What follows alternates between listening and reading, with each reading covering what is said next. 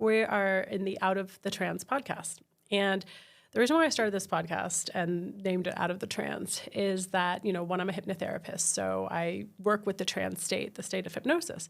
But also, we talk a lot about Gurdjieff and his definition of the trance, right? The sleep state that we are in and that either life compels us to get out of or we need to do the work to get out of.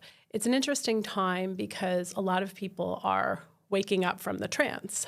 And I mean that literally and metaphorically. So I think he means it literally and metaphorically as well.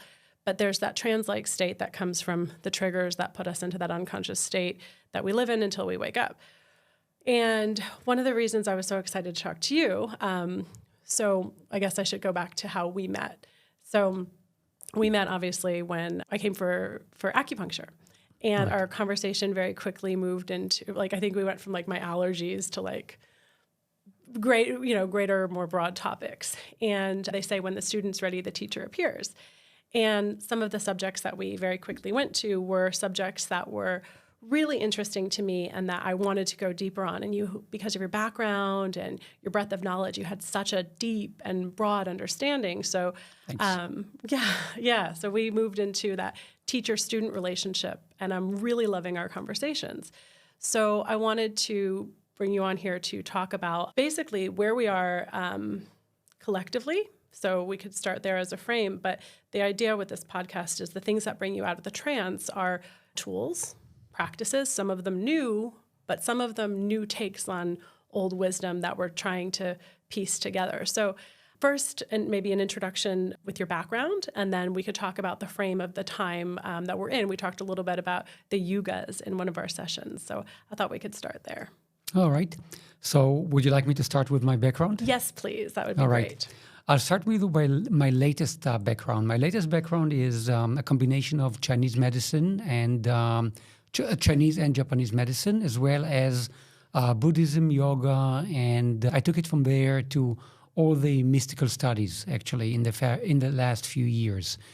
My original background is completely different because when I grew up, my parents told me that I can do anything I want when I grow up. I can be any lawyer I want, any engineer I want, or any doctor I want. So I chose to be an engineer. So I studied engineering. So I'm a scientist, actually, by profession, my original profession. And funny enough, or not funny enough, I specialized in quantum physics when I was way younger. Very interesting. And of course, I never done anything with it until when I started studying Chinese medicine and started studying Buddhism, and I understood that everything came together for me. Right. Everything just, now I understood why I studied that 30 or 40 years ago. Interesting. Yeah. Very interesting. So in my life, I think I'm always curious, and that's the main thing. I'm going to be 60 very, very soon, but I'm still as curious as I was when I was in my teens. And I spend most of the time, and I feel very fortunate that I have a lot of free time. And what I do with my free time, I study. I spend just hours and hours a day of studying. And when you start doing that, you start seeing things because my mind is very calm at this point in my life because of the situation I created to myself. You talked about getting out of the trance. I got out of it. And once you are out of it, you start seeing things. And this is where I am right now. I love that you said that, the seeing things, because we've had such a focus on our culture and how to think, how to think critically, how to think about things, intellectualize things. But it's the learning how to see that I think is so important. And you've just kind of touched on that. So can we expand a little bit more on what it means to learn how to see, or how you learned how to see or began to see? Actually, I had a conversation about that just about a week ago with a group that I'm talking with for the past 4 years, actually. And we talked about the fact that, as I said, I was a scientist, or I had my education in science. And when I went to school back then, we were taught to think. We were taught to think critically. We were taught to question everything. I'm not so sure that they still do that at school. It was a wonderful, wonderful school. I'm not so sure if it's still a good school. There's a good reason to believe that it changed.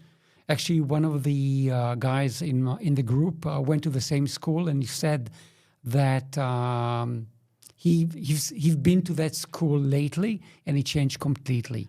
The case with a lot of schools. Exactly. Makes sense. Exactly.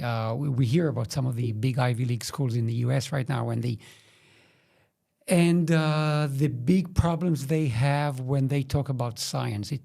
And we can talk about that more because science became a religion, the religion of the 20th and the 21st century, at least according to the way I see that. People change their old religions with the new religions. But I was taught to question everything, and this is what I did all my life. I had a coaching business for many, many years, a sports coaching business for actually 24 years or so. And what I did with that was always read research and question every single piece of paper I read, because I knew how to read research because I was a scientist. Right. Still am a scientist, actually. That's the only thing that left from that engineering school. But I questioned everything, and I tested everything, and I researched myself, everything that I was taught, everything that I was told to do. And for years, I always talked about the fact that I used to test things on my own first. And then because I had a very big coaching outfit, I tested on some people around me. And then when I found that it works well, I just released it to the rest of the world. And the funny thing is that after testing it on a few people, I always used to publish what I was doing. And for years, everybody in the industry used to just be against me, always talk bad things about what I was doing and the new techniques I was implementing. And I always used to joke because they gave me the publicity I needed because they talked aloud about the things I was doing. No PR is bad PR, is that the saying? No PR is bad PR. And what happened later was that 6 months later, everybody was doing exactly the same thing. And it happened time after time after time after time. And I was happy because that's exactly what I needed. And the best thing that ever happened to me back then was when people said that they're going to do it better than I did. I mean, again, no better PR than that. Right, yeah. right. And you were doing you were using unconventional approaches in the type of coaching you did was physical endurance coaching. Was that? It was physical endurance coaching, but I never believed that it was the only thing that matters. Because I was trying to, many things I wanted to get into endurance sports back then, and still today, are trying to change their lives. And but it's never enough just to train hard. And one of the things because I was always looking for things to study, I went and studied sports psychology. And I tried to use that for a while, and until I found out that still there was something missing. And things started to fall into place for me when I found the old methods, the very old method, the 2,000-year-old methods, the 3,000-year-old methods, and which always said that there's no separation between body and soul, and everything has to be treated together. Right. And this is what I was trying to do. This is what I did in my practice, in my coaching outfit. This is what I do in my practice these days, and that's the way I live my life. Right. Okay. So from engineer to coach to you started moving into the ancient practices, 3,000 years old. I guess that's when you made the shift into Chinese acupuncture or Japanese acupuncture? Yeah, that was it. Yeah. Well, that and Buddhism, because it was I did them both together. I'm as I said, I'm very curious, and I can never study only one thing at a time. Yeah. I always need to study 2, 3, 5 things at a time. Then I'm happy. Then I'm relaxed. And that's, by the way, another thing that I understood. Part of, and we can talk more later on or at another time or not at all, about the way people need to study or the way studying is done better. Because what we are taught, again, is as part of being asleep, is that there's only one way of studying, and that's the academical studies. And if you don't follow their rules, there's no studying. And if you go into the philosophical studies, you see that the studies there are completely different. Just like you said earlier, when the pupil is ready, the teacher is there, arrives, and it's the same thing with philosophical studies. You read something, you learn something, and either it registers or it doesn't register. If it doesn't register, leave it. You're not ready for it. That is the key. That's really interesting that you say that. And I think I do want to talk about how to study. I think that's really important. And it's actually one of the first things that we talked about, and it really resonated because it goes back to that learning how to see or seeing, because I have found that there are certain teachings that I'm drawn to and ones that I am not. I could read something. I may read it, but it doesn't register, whereas something else does. And that leads me to the next thing. And then there's enough reference points where maybe I go back and that original teaching makes sense, or maybe it leads me somewhere else. I have found, and this is another conversation, that there is a specific sort of lineage that I tend to be drawn toward, or different evolutions of that or incarnations of that sort of lineage. But coming back to that, the way to study and the way to see are kind of interlinked. So yeah, if you could expand on how to study, that would be amazing. Right. You said something very, very important, because I think that you need to follow your instincts. And this is something we are taught not to do anymore. Yeah. And that's part of putting us to sleep. By the way, according to Buddhism, all illnesses are derived because of the conflict between what we are told the way we need to live our lives and what our instincts tell us. And say that again. That is a very important articulation that's a very important articulation of the Buddhist understanding of illness that I think is really key. And you said that to me before, and it really resonated. Right. Could you repeat that again? Sure. The conflict between the way we are supposed to live our lives and the way we feel that we need to live our lives create the illnesses. If I go back to Chinese medicine, it creates stagnation. Nothing flows anymore. Everything is stuck. And this is when diseases started to appear. And my specialty, by the way, in my clinic, except for pain, because pain is easy for anybody who does Chinese medicine. But my specialty is autoimmune diseases and chronic diseases. And those are 100% of the time are derived by having wrong decisions, wrong lifestyle. So and the conflict that creates. And they create that. And I can give numerous amounts of examples for that. But and it's so simple. But and that's the fun part. I mean, to look for the cause for each one of the patients.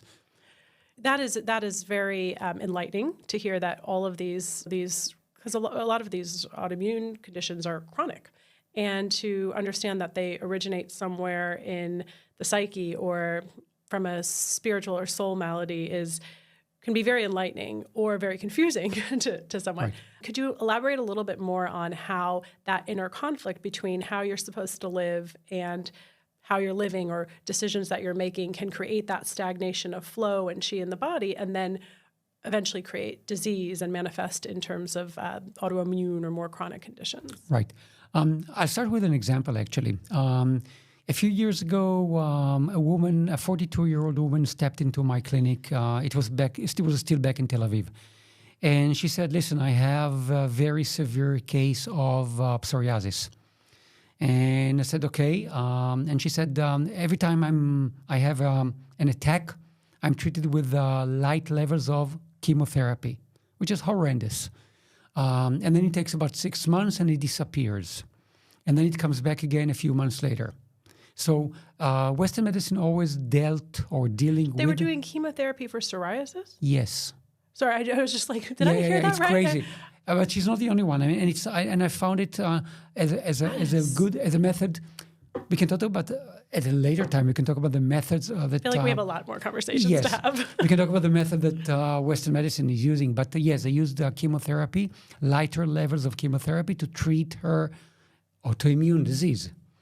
And about a week later, after she came to start treatments, she got an attack. And that time we decided that we're not going to use any chemotherapy. We did two things. First of all, she came to my clinic actually 3 times a week. And I used needles to take it away. And acupuncture needles. Acupuncture needles. And it took about 3 months and it disappeared completely. way faster than anything else. But since we had a lot of time together, we started talking. And I found out that her situation started when she was 20 years old. Until she was 20 years old, she was a competitive athlete. She was a windsurfer. And windsurfing, water, she did that. And when she hit 20 years old, she quit the whole thing, stopped training, and started smoking. Now, according to Chinese medicine, psoriasis is a situation of heat. It's a heat disease. So basically, she had good instincts when she was younger. She went to windsurfing. She went to a water sport. That was her absolutely wonderful, wonderful instinct. And her body creates more heat than other people's bodies. That's it. That's the only thing. There's nothing wrong about it. But a person like her needs to be active and she's supposed to minimize the amount of heat she puts into her body. So smoking is not good for her. Spicy foods are not good for her. Many, many things are not good for her. That's the way she is. Can you change your DNA so you can do all of that? Some people say you can. There's Joe Spinoza talks a lot about changing the DNA by using different types of meditations. But again, that's a different story. But her solution was to stop smoking and go back to do sports. That was it. It was so simple to find the root cause of it. And that was effective for her, and that stopped the... Of course. Wow. Of course. That's incredible. Yeah. And I guess the overarching issue with a lot of Western medicine is that it just goes to treat a symptom, right, and not the cause. And what a surprise that the standard of care for skin disease, psoriasis, would be chemotherapy. I didn't know that. It doesn't make a difference if it's chemotherapy or if it's something cortisone cream or something. Cortisone cream or cortisone generally. I mean, steroids are horrible for us anyway. So it's not a much better solution. In her case, it was very severe, so they used severe methods. Right. But it never took away. I mean, they tell her, well, this is what you have. This is what you need to learn to live with, and every time that happens, and so on, because they have no idea that it's a heat disease, heat-caused disease. I mean, they have no idea. Probably those terms don't even make sense. Or even register. In fact, they just don't in modern medicine at all. Right. Now, there's a wonderful, wonderful book that was written by an American researcher, Kathleen Turner, 10, 15 years ago. I think, if I'm not mistaken, it's called Miracle Remission or Radical Remission. Okay, I've heard of it. It's a wonderful, wonderful book. She's a Western researcher, not a cuckoo like me. And what she did, she took about 1,000 cases of cancer patients who Western medicine said, sorry, nothing we can do, go separate from life. And they actually survived. And she tried to find out what were the causes for their survival. And she found out there were 9 things that she mentioned. Nutrition, basically, vegan nutrition was one of them, but the biggest issue was to find your path in life. People that found their path in life, cancer disappeared in a matter of weeks. And I know people, personally, I know people who actually survived cancer that there was no solution for them. I know a few of them like that. So it was linked to finding your path. Finding your path. Isn't that interesting? Because that sort of brings back one of the themes of, I think, at the time, which is the remembering. So remembering who we are, and therefore remembering what our purpose is in life, and the meaning of what our life is about, or what life is about in general. I have a lot of interest in the Rosicrucian tradition, and they say in the beginning was the memory, which talks about, one of the jobs we have in this life is to remember that we are a soul, spiritual being having a human experience, and what our purpose is here. And so many of us don't even know that that's what we're so busy getting on with life and, commuting to work and supporting the families and just surviving in life, that we might miss this. And the remembering is so important. And I think that's the framing of the time that we're in. But I think that's part of, or the first part of the awakening process is the remembering. So, but I think that before you start remembering, you need to understand that we are in a process where the way society controls us is by always putting us in a survival mode. And it doesn't make a difference, for example, how much money you make. You always need about 20% more than what you have, because you are forced, or we're not forced, nobody's forcing us, but we spend everything we have and a bit more than what we have. So we always need more. And then we never have enough time. And time is a big issue. Right, the time constraint. Of course. I mean, it's not by mistake. It's a matter of control. That's the way we are controlled. So we don't even know that we need to remember anything. If I'm looking at the path I went through, and what happened to me was that I was part of the same, I was also part of the Matrix for many, many years. And 13, 14 years ago, when I got divorced, I moved away to my own apartment. And I looked at myself and said, okay, I don't have time now to work every day until 8 p.m. Because I need to take care of the other things in life, which I never did. I need to cook, I need to buy, I need to pay the bills, I need to clean my apartment, and so on. And I said, if that's the case, I'm going to stop working every day at 5 p.m. instead of at 8 p.m. I was self-employed. I could do whatever I wanted. And what I found out was that when I stopped working at 5 p.m., I suddenly started having free time. And when I started having free time, I started understanding that parts of my business are wrong. I took too much on myself. And what I did as a result of that was I got rid of the 80-20% rule, right? 80% of my income came from 20% of my activities. So what I did, I got rid of the other 80%. And what I found out after a few months, that I didn't have to stop working every day at 5 p.m. I actually worked between 2 to 3 hours a day, and that's it. I suddenly had so much free time. And when I had free time, I had more. I could see more. I had the time to see. I had the time to go back to studying.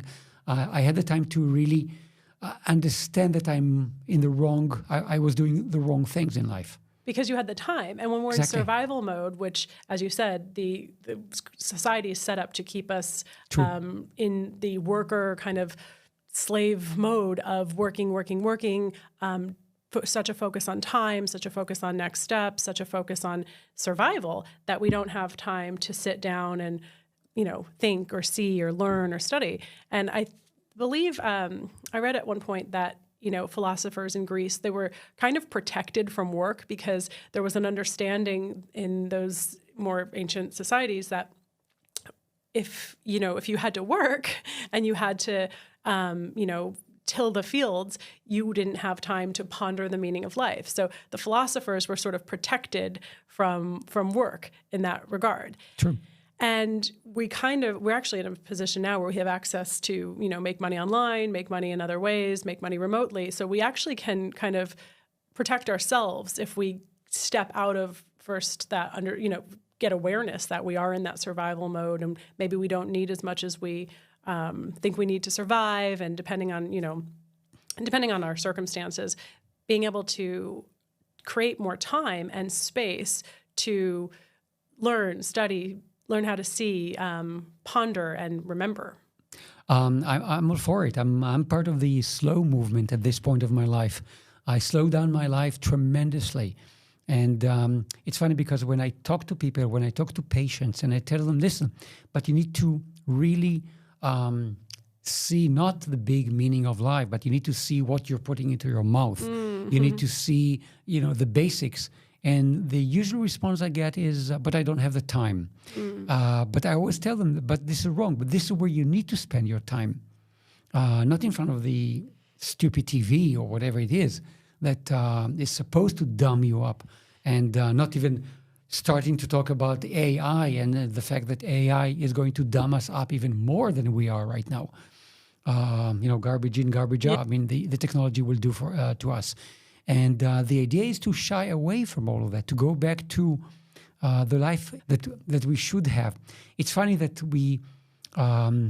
Western society always talks about the fact that life expectancy is better these days than it was 100 or 200 Not years ago. recently, it's not. That's exactly it. It's gone down. It's going down. Of course, it's going significantly down. in the past few years. Of course, if you take immigrants from developed or non-developed countries that move into developed countries, their life expectancy always drops. That is shocking. Yes, because their bodies are not used to the Western crappy food. The poisons. The poisons within the food. And they say that when, there's been research on when like a McDonald's moves into a developing country and how quickly that leads to obesity and those metabolic conditions that are so prominent in the U.S. I'm not super familiar with that research. You probably know it a little bit more, but it's been, well cited in public domain. As soon as a McDonald's, fast food, and manufactured foods from the West move into the country, the health problems just change completely because even if they weren't eating as nutritious a food, they weren't eating things that, the human body isn't supposed to consume. Yeah, it's interesting that you mentioned that because my girlfriend spent a few years in China. And she said that it was amazing because the Chinese people, because of the way they used to eat, their bodies were more developed than Western people. For example, first, and she said that the biggest change that happened was when they started bringing the Western foods, especially dairy products, into China. Oh, interesting. People started to become hairy. Because started getting some facial hair, which there's no need to. We don't need it anymore in our society, in the way we live. And she said, that, of course, it became more and more ill and so on. But she said you could see the difference in the way they looked, people that were consuming Western foods. That is very interesting and makes a lot of sense. And it's a huge issue now that kind of goes into the whole materialistic sort of control structure that we're in, that I believe right now there's enough people kind of waking up and getting enough awareness to it through technology and through a lot of the information that we have. But there's so much to look at that it's quite shocking to the system. So let's talk about framing the situation that we're in and the opportunity and the challenge that we have collectively and individually as we kind of are moving into this new period or this great awakening that some of us are experiencing but maybe not understanding. I would say that we need to start with the basics because just like you said, it's overwhelming. And a big problem that we have these days is a big part of the information that we can get on the internet is misleading. Again, it's not by mistake. Good information was taking off the internet. And the only thing we can find is bad information. So I would say go back to the basics. And and I'm talking about foods to begin with because I think that's the basics. Yeah. Go back to growing your own food. Go back to, and I'm talking about the basic. Even if you don't grow everything you eat, if you start just getting closer to nature again, touching the earth again, grounding, earthing, which is a big, by the way, I use it a lot in my clinic to heal people. But touch the ground, start growing basic things. When you start doing that and get information locally, because anywhere you live, you can get information locally from people. And that's the one thing that all all religions tell you. Always get a teacher. If you try to do things on your own, it's overwhelming. It's very difficult to find information. Get a teacher. So if you want to start with something which is very basic and profound and will make a huge difference in your life. Clean your food. Clean your food. Start with that. And then from there, you're going to start getting clarity. Going back to Chinese medicine, we talk a lot in Chinese medicine about dampness. Dampness comes from eating the wrong foods, which we call it dampness, but it's not just physical dampness. By the way, dampness in Western medicine is inflammation, but it's also mind dampness. And how does mind dampness manifest? We don't see things anymore. Like a brain fog. Exactly. Oh, that makes a lot of sense. Yeah. So I would say clean your act first. Start with foods, and it's not complicated. It doesn't have to be organic, despite the fact that organic is way better. And how do I know, by the way, if the food I buy is good or bad? I have one rule of thumb to get closer to nature. So if it comes in bags and it's frozen and it's flown to me from the other side of the world, I'm not going to buy it. If it's locally grown, that's where I'm starting. So it's simple. If my tomato tastes like plastic, it's crap. It's right. not. I don't need to eat that. But if my tomato is full of taste, that's the kind of tomatoes I want to eat. So it's so simple. Getting back into the biorhythms of nature, exactly. And remembering that that's where we started, and that connection can actually help us start to kind of remove some of the fog and get the clarity. True. To be able to process information. True. And the thing is that the other thing is I would not buy summer fruits in the winter and winter fruits in the summer. I eat according to the seasons. Yeah. Despite the fact that we believe that we are far away from nature, we are part of nature. We're part of nature. Yeah, we're part of nature. I mean, no matter how we look at that. So I try to live closer to nature and to use my instincts. Another thing, for example, I found out that I need to sleep more in the winter and I sleep less in the summer. Longer days, I'm out. Shorter days, I'm in. I'm sleeping more. I'm more tired. I need to be more in bed, more at home. So I listen. I start listen to the very basic things that have to do with my life. And it's funny because I had a conversation not too long ago with a woman, and she said that she's a foodie. Mm-hmm. She likes to go to good restaurants. I said, it's funny because I'm a foodie too. And I am a foodie, but the way, for me, being a foodie is not going to fancy restaurants, but to have amazing good produces. And everything I put into my mouth is just so crazily tasty because it comes directly from nature. I grow many of the things myself, or I exchange with my neighbors where I live. We exchange what we grow. So you're closer to the food, and then by doing that, you're eating food that's not, I guess, contaminated, really, because True.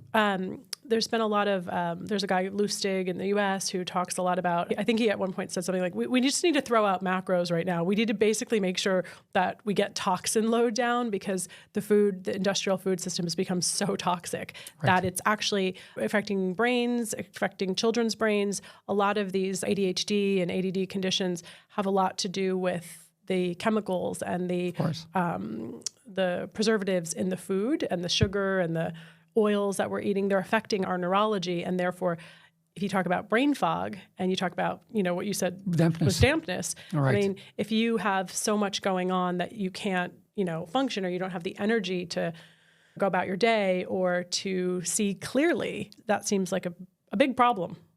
Yes, it is actually. And that's why I say start with the basics. Start with food. Start with having a bit less toxins in your body. And by the way, also when I treat people, despite the fact that I'm a herbalist and I prescribe herbs and formulas and so on, I usually try to minimize it or to avoid it altogether. Because just like you said, before I give people more things or introduce more stuff into their bodies, I want to clean their body first. So most of my treatments, I start with cleansing, eating clean for a while. And one of the things that I found out, and I prescribe a diet. And you do prescribe a diet? Yes, of course. And one of the things that I found out, and it's funny, usually after 1 week, I check with my patients about the diet, and they say, can we eat this and can we eat that? And I always say, no, wait. And after a month or so, the palate changes completely. And when I tell them that, okay, it's time for us to go back and start introduce some more foods into the diet, the usual answer is, don't touch my diet anymore. I don't want to add anything more into this. I'm more clear. I feel better. I sleep better. Many issues that I used to have that were never related to foods disappeared altogether. Don't add anything to my foods. Isn't that interesting? And it sounds like at that point you develop a more heightened sensitivity to what's good for your body and what's not, which can get numb when all of the kind of biochemistry is confused by I guess toxins, right? Toxins or inflammation. Yeah, and the other thing is there are lots of methods of all kinds of tests that will tell you which foods are good or bad for you. And I always tell people not to use them. I always say, start with trial and error. Start with the basics. Go with a very clean, hypoallergenic food. Start with that. It's very simple, by the way. It's rice and lots of vegetables and many things, some cereals as well. And then you'll see you don't need, and then you start introducing foods. I had a patient once that his whole body used to become swollen. And every time he used to come to my clinic, I used to put some needles and he used to go away and then comes back, go away, comes back. And one day we started a cleansing method. And after a month, didn't happen, not even once. So we said, okay, it's time for us to start introducing foods. And as soon as we started introducing breads back into his diet, he started to swollen again. So you're able to easily find out the culprit. That's exactly it. And so according to Western medicine, he was tested again for celiac. And they said, no, you're not celiac, but Western medicine has a benchmark. If you pass a benchmark, you're celiac. If you don't pass it, you're not celiac. He didn't pass a benchmark, but he was celiac. Right, okay. And for extreme cases. Whatever they are, but they didn't fit him. Right. So, and that was it. I like how you talk about, there's all these tests you can take that tell you if you're allergic to certain foods, but you don't really need to do that. You can actually start developing that sensation and more sensitivity within yourself to understand what works for you by stripping things away and then adding them back. Right. Because a lot of times, when you first leave or start understanding that Western medicine might not be treating the cause, you go to like the naturopathy or the holistic clinic and you get there and they want you to take like $1,000 worth of tests and, we're going to take a piece of your hair and then you got to, breathe into something on this day and we'll need some of your saliva, but don't eat a banana that day. And then, $1,000 and 3 months later, you have some answers like you're allergic to blueberries, where you probably could have just like gone off of meat or dairy or whatever might be a common culprit for a couple of weeks to see for less cost. Not just less cost; it's more accurate, actually. Right. And I've done all of those tests. You've done them. I've done each one of them. Anything that is available on the face of this planet, I've done, and I've done because I wanted to see how effective they are. Are there any that you would recommend? No. I'm sorry, but no. Actually, none of them really work. So, they work for the people who develop them. They work for the companies. They make a shitload of money because of them.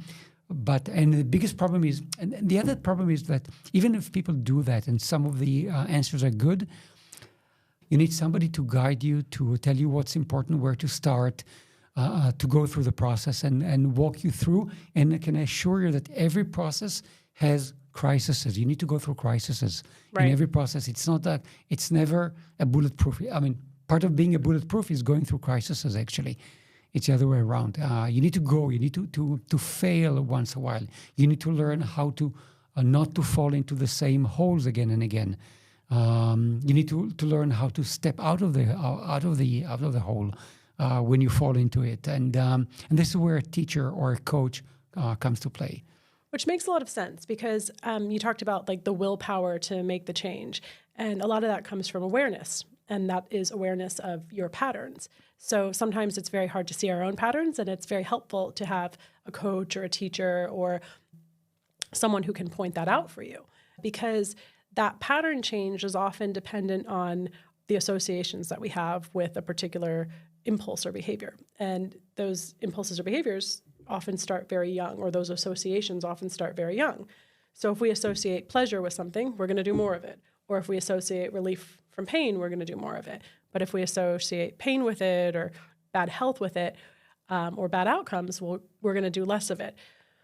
But in order to see that pattern, you need to kind of step away and get some awareness. And I think working with a coach and working with someone to create that awareness of your patterns with you, but also help you change the associations through reinforcement over time. But a lot of the practices that you've done and talked about, for example, Buddhism, give you that awareness. So we talked about the first basic step of like cleaning with food and getting closer to nature.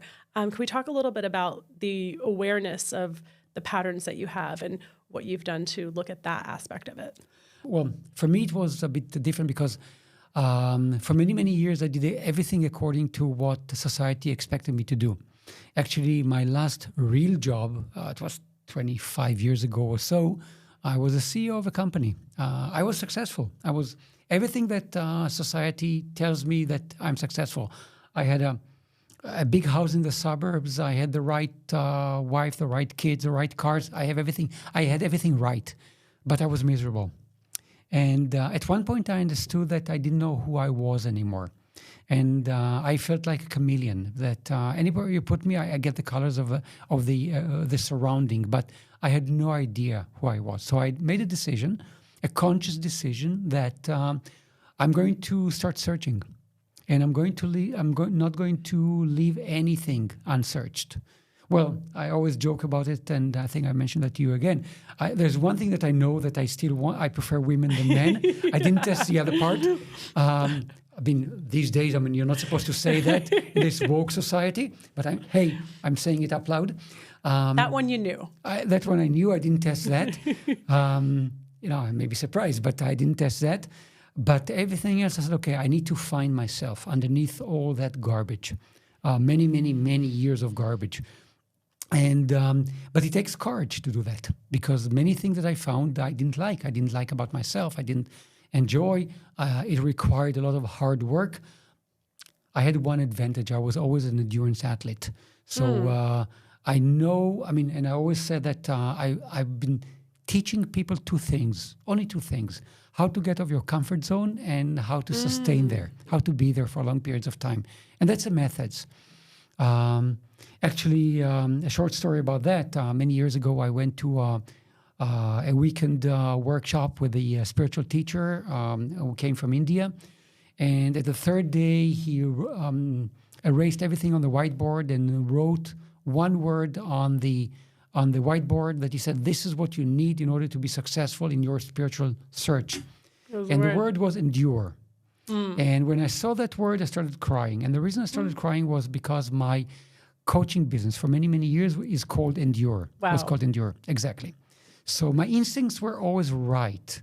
I just had to listen more to them and not to listen to the rest of the world. So what I did, and this is the other thing, being out of the comfort zone for a while is hard. Right. Is extremely hard, and this is where you need support. This is where it's very hard to do it on your own. Yeah. In my clinic, and I'm not the only one. Lots of people teach how to do that. Every coach teaches how to do that. We all do the same thing. We push you to be out of your comfort zone. Not too hard, because then you break. But if you don't push you enough, you're not going anywhere. So this is what we call the stretch area in coaching. Yes, yeah. yes. But you need to push. A coach needs to push, and this is why I believe that if you want to change, you need help, because doing it on your own is hard. And by the way, I always had teachers, not only one, but I always had a few teachers. By the way, if you go into my website, when I talk about myself, I thank all the teachers, the important teachers I had in my life. That's what I do in that section, because I learned so much from each one of them. Yeah, and I can imagine, because the one of the things that I found in my hypnotherapy practice, which is, the stuff that obviously we're talking about the state of hypnosis, but the interventions are a lot of Jungian kind of inner child work, and they're really simple because the subconscious mind is really simple, and they're really not that profound, but they have a profound effect. And people get results where they can see their patterns and they can change them much more quickly. I work with people who might have been in therapy for 20 years and, come to him. Don't get me started on that.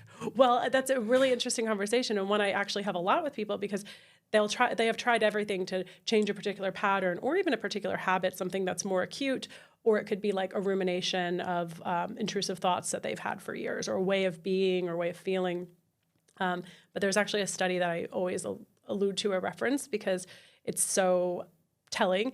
So there was a meta-analysis done, I think in the 70s, where there was a 93% success rate with hypnotherapy after 6 sessions and a 38% success rate with regular therapy, psychoanalysis, after 600 sessions. Yeah. So you could go every day for 2 years and get 38% success, or you could do 6 sessions. But one of the things that I found is these very simple interventions that I work through with people are also helped by the fact that if you have one person that believes in you, who holds that belief for you or that potential, or is just a little bit farther than you on the path, it has the power to be contagious and help you change and help you believe in yourself, which changes those associations. And, True. and if you have that, it could be one person, it has the power to do that. So kind of my little secret is I just hold that belief for the person I'm working with, and that's what helps that eventually catch on to them in less than 6 sessions usually, but in a short period of time. So when someone can hold that space and that intention for you and say, hey, this is where you're tripping up, or hey, are you aware of this? It is so powerful, but often so many of us don't ask for help or know where to look for help, or go back to conventional ways of help, like traditional therapy, where you're just talking and someone's just staring at you, writing something, and the hour's up. As I said, don't get me started on that, because I'm a big believer, by the way, that in 300 years, they're going to make fun of the 20th century and the psychoanalysis, and they treat it exactly the same way that people today treat leeches treatment that people used to do throughout the centuries. They're going to make fun of us. I believe it. I mean, so I had a friend who, she was going through a divorce, and she's in New York. So, the New York, you need to go to psychoanalysis. The program of, expensive psychoanalysis on the Upper East Side or Upper West Side. And they were doing couples counseling, and her ex was going to a therapist, and she started seeing, actually an energy healer that a few of us in our friendship circle saw. And she's actually very, very talented. And the lawyer and the other therapist brought up, she's seeing like an energy healer. Does she not know that she's not a certified therapist? And it became a thing in the divorce and like in the custody battle. And I was like, when next time you go in there, why don't you say, well, this lady's working with, the APA guidelines, because she went to NYU. But Ellen's working with like your astral body, your causal body. She's got archangels in there. She's working with your emotional body. She's like, yeah, I'm not going to say that to the lawyer, but that's how I feel about it. They're so limited by the APA standards when we're looking at something that's usually more of like a spiritual or soul malady, or even in the case that you were talking about at the beginning of this conversation, where there's an inner conflict that comes from not knowing our purpose or doing what we think we're supposed to do versus what we want to do. You're preaching to the converted. It's I'm there. I'm completely there. For me, at this point in my life, everything that is according to standards is a curse. Is a bad word. And I think that. But it has nothing to do. It's not that people are bad. I don't think that's the case. I don't think that practitioners are bad. But I think that they are so afraid of moving out of the guidelines, doing things on their own, free thinking. Look what happened in the last 4 years when people started getting all kinds of treatments that were supposed to take care of them, and you're not supposed to say anything against those treatments. Yeah, and people were prosecuted because of those treatments. Which was very eye-opening, and I think a source of a lot of the awakening to the systems and structures that are not serving us, that people who can see it are experiencing right now. So the waking up that a lot of people are experiencing had a lot to do with, the outer world. And I think it was very confronting. I spent a couple of years very confronted by this because, as you talked about and referred to the Matrix in the past, I was pretty immersed in the Matrix. I've always been questioning authority, but I was more reliant on it, or much more reliant on it than I am now. And I think that what sort of is necessary is like internal work so that you can handle the reality of the external awakening. So you have like the internal awakening of like the individual patterns that you have, the individual associations, why you do the things you do, why you are the way you are. You had an amazing process for doing that, where you just started questioning everything about yourself. And I think that that's extremely powerful. And once you do that, you can actually make room, and you get so used to the discomfort that you can handle really uncomfortable, broad information. And I think that more people are, through processes like, the ones we're talking about, or through, the new psychedelic emergence and revolution, they're creating more capacity for seeing things the way that they really are versus the long period of conditioning or entrenchment in these old systems that are very clearly breaking down. And I think that's the moment we're in. So to kind of end the conversation here, what is your advice in terms of the tools and practices that people can start creating awareness and creating intuition? We talked about getting quiet enough to start sensing things for yourself.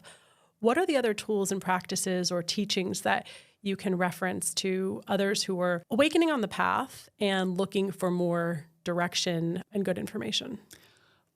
So first of all, there is a lot of information, good information. I just look for the types of, I'm searching a lot, and I'm starting to listen to many, many, many conversations about many things. And you said earlier, we talked about how to study. And I start listening to somebody talking about a subject. And if it registers, if I feel comfortable with the person who is talking, I'm going to continue listening. If I feel uncomfortable, I don't question it anymore. I stop and looking for something different. I start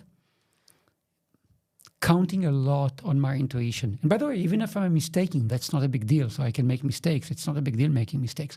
But I listen more and more to my intuition and finding people I can listen to. And by doing that, I can find a teacher. And many of those people are teachers. That's really helpful, because I think that even, when you said following your intuition, even if it's wrong sometimes, it kind of gives you the contrast to kind of bounce back. And it helps you understand your pattern and what you're drawn to. I have found myself finding teachers and people that I listen to that I never would have suspected, but they say something that's compelling, and I follow my desire to listen and to be drawn in. And then there are others that I hear talking who I used to listen to kind of either blindly listen to. And what I found when I listened to people who, the heroes of the culture that are sort of ordained as, this is an authority on this subject for whatever reason, or this is, a hero of this particular body of information. I find that there's, commonalities that repel me or draw me in. And one of them is anything that is kind of has shame, guilt, or fear as an underlying kind of consciousness to it. It repels me. It could be a friend talking to me. It could be a friend judging themselves, or it could be, someone telling you what to do overtly, or kind of talking about something from one of those places. And it's palpable. And I think that those are the low vibration emotions and states of consciousness that right now we're really starting to cleanse out of our system. And I find that anyone is rooted in personal power, sincerity, and courage. That's where I'm drawn to, even if I don't agree with everything they're saying. So that's been my kind of guiding pattern that I've found by just following the desire, like you've said, which Buddhism tells us to be conscious all the time, to minimize harm, to do good, and to be conscious. And being conscious meaning, for me, not doing anything automatically anymore. And that's it. I mean, and it's not hard work, actually. In the beginning, it's hard work to think like that, but then it frees you up, because you have way less shame, way less guilt. You have way less weights on your shoulder. You don't need to do things because society is expecting you. Life becomes so, weightless. It's amazing when you start doing that. Which is freedom. And really, when we talked about, the forces that control, I think the tools of control are shame, guilt, and fear. And when you can free yourself of them, become lighter, you also become more free. And that's the difference between living in a controlled sort of slave state to those states of consciousness, or living in freedom and out of the trance. Out of the trance. So I really enjoyed that conversation. Same here. I feel like we should do it again because we have so many different areas to expand on. But thank you so much. Is there anything else that you want to add to the conversation to kind of round it out? No, I think you rounded it up perfectly.